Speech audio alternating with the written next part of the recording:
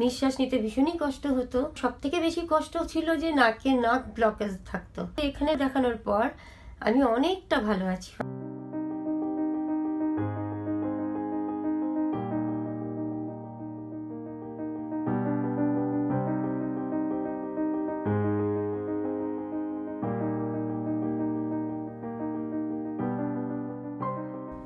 Welcome to Naturalveda health world.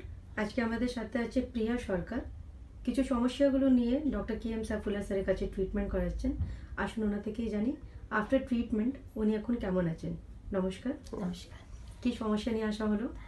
আমার তো breathing problem ছিল, সিওপিডি, এবং নাকে আমার সব থেকে বেশি কষ্ট ছিল যে নাক ব্লকেজ থাকতো।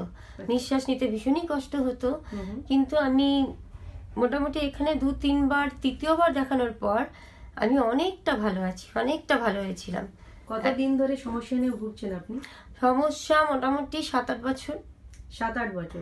এর আগে কোথাও ট্রিটমেন্ট করা হয়নি? হ্যাঁ, করেছি। আমি পালমোলজিস্ট দেখিয়েছি।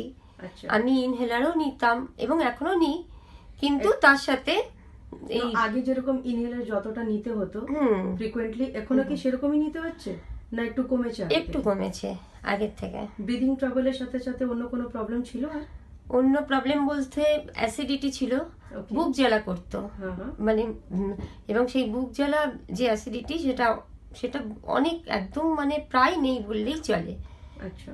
আর স্কিনে কোনো সমস্যা? স্কিনের সমস্যাও ছিল, কিন্তু সেটাও এই একটা অয়েল এবং অয়েন্টমেন্টের সাহায্যে আমার অনেক ভালো আছে।